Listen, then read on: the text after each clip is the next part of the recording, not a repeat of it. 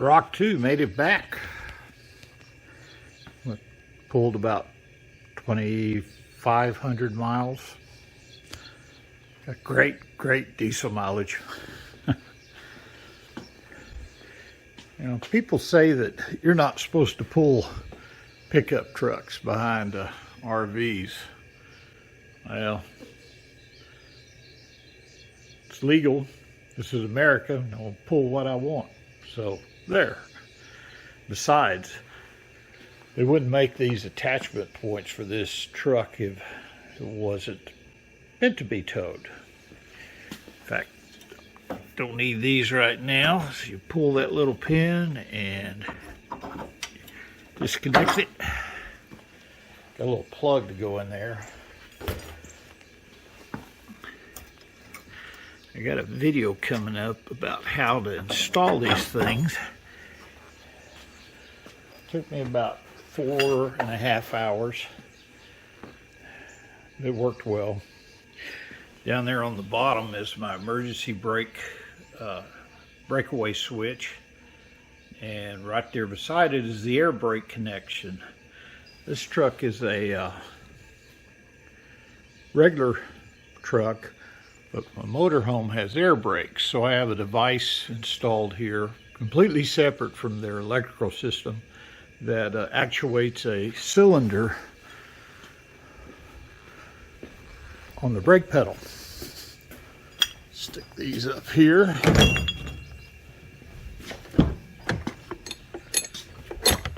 Oh, we got enough light, but there's the brake cylinder right there.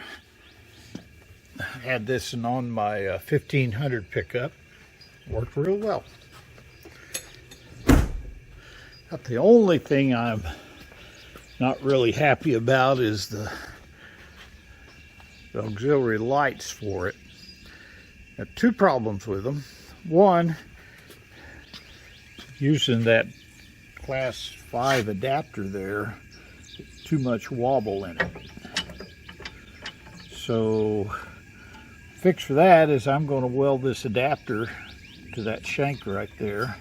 And that'll take about 75% of the wobble out. But my real upsetting problem is that.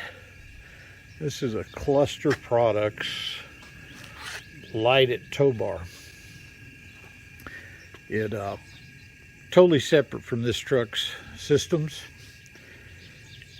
A transmitter plugs into the motorhome on the 7-pin back there and sends all of the signals. It's got side markers, turn signals, more turn signals, brake light, and running lights all built in. And it works great, except it doesn't seem to have enough battery power to last 5 hours. That's about all I'm getting out of it. So I don't know what we're going to do about that. Inside it's got a thin battery that runs from about right here to over here and here, and it's flat.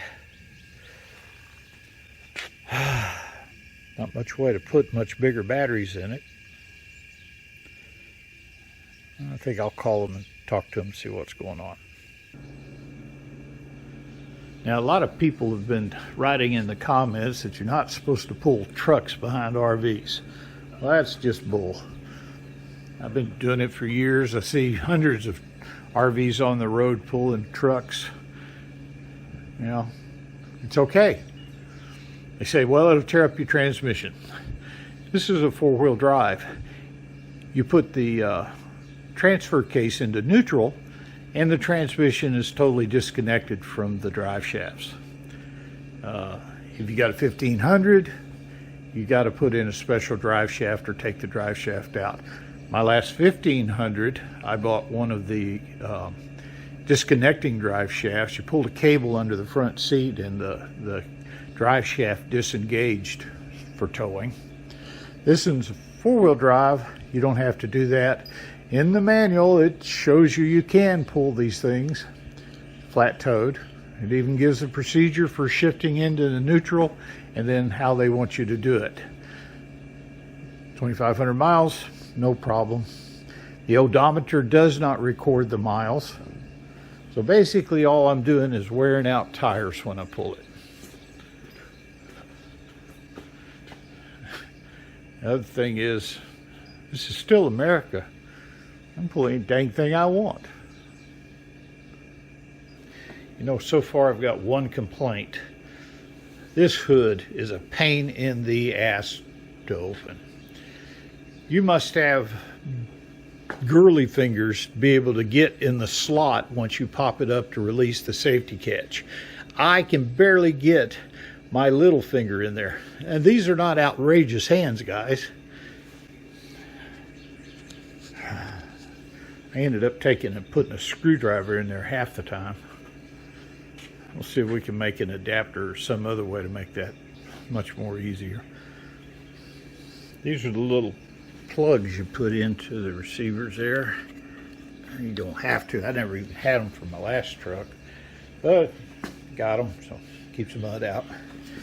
And then on my air, I put that on, and that keeps some mud and stuff from getting into my airline. It's kind of windy out here. Rock 2 has come to visit Don's shop. Don's shop is surrounded by Dodges here, it seems. Over 300,000 miles. Oh. Just needed a battery. Just needs batteries when it's cold, huh? The battery was 5 years old. I mean, what the hell? So it's your fault. It is. Okay. I definitely admit that. Don nearly died Because of me. because of the batteries. The concept here is I'm actually building a garage, so I get all of the garage stuff out of my shop and put it in the garage. Where it belongs. Yeah, that's his shop. He won't let us go in there. I think he's hiding something. Yeah, I don't know. it's full. It's full. New tools? No. You've been buying tools without me, have you? It's full of wood. Full of wood. Full of wood. Well, that's more expensive than tools are I now. guess, yeah. You could buy a horizontal mill for the price of sheathe this roof. Well, how big is your shop going to be extended to here? The garage part is 20 by 14, and then this part is 20 by 14. That's where I want to park my truck. So you're building a cover over this edge. Yep. Split into it's 40 foot long by 14. And right in here, you're going to put another wall with a garage door. This wall will go all the way up to the ridge rafter. Okay. And I have a 10-foot garage door here. Okay. So I can have a roll around gantry crane, move it in and out. Okay. So I can back my truck trailer under here, roll it out, pick up anything I need to pick up, roll it in. I'm gonna have a door there. Through to your other garage. A double door. Yeah. So you can move machines around easy. Yep. Well, Plan anyway. this is the standard way we build things in Texas. Pretty much. Treated 2x4 toe plate, bolted into the concrete. Yep. Hurricane. You'll have a double top plate up there when you start. Started over there. Yes. It's pretty good for an old man in a few days here. Yeah, not bad. The beams were the fun part. Well, You know, by yourself. Especially this one. This is triple beam. well, if you were nicer to people, people would come help you. People offer to help, but then I do it only on the weekend, so I can't get all this done on the weekends. They're working one. I'm asleep on them. Do it yourself, glue line. It's ought to be all right.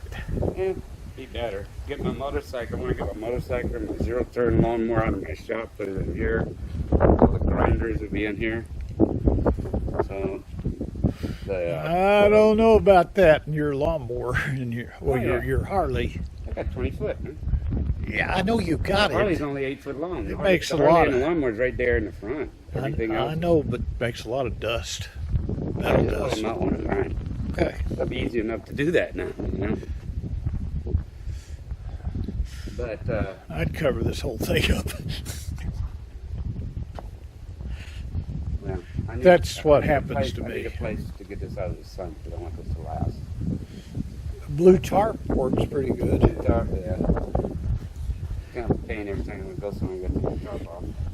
Don also figured out he didn't have enough electricity to start up that 16-inch axle, so he's run another 100 amp service over here. That worked good. I'd show you that, but he's hiding something in there. I don't know what, but it's something. You can barely get in the door.